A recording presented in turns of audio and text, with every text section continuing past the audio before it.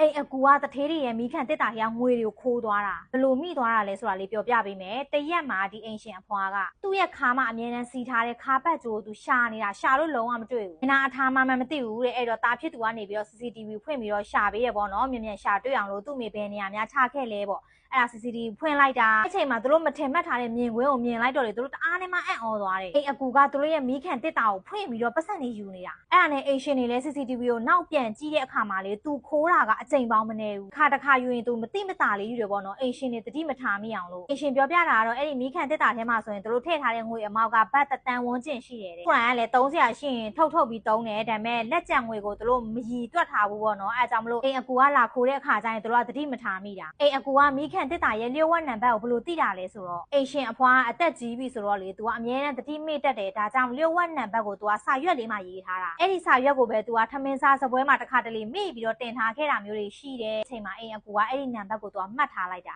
တရင်မှာသူတို့ပြောပြတာကတော့ခိုးသွားတဲ့ငွေအမောက်ကဘတ်ငွေ3သိန်းဝန်းကျင်ရှိတယ်တဲ့အိမ်အကူကဘာလူမျိုးလဲဆိုတာတော့သူတို့မပြောထားဘူးထိုင်းလူမျိုးဖြစ်ဖို့များတယ်အသက်ကတော့42နှစ်တဲ့တထေးတွေနဲ့နေလာတာဆိုရင်10နှစ်ဝန်းကျင်လောက်ရှိသွားပြီတဲ့သူတို့အရန်ထဲမှာယုံကြည်ရတယ်ပေါ့နော်ဒီလိုလောက်သွားတော့စိတ်မကောင်းလဲဖြစ်တယ်ဒေါသလည်းထွက်မိတယ်တဲ့မကောင်းမှုလုပ်တဲ့သူကတော့တရက်မဟုတ်တရက်မိတာပါပဲ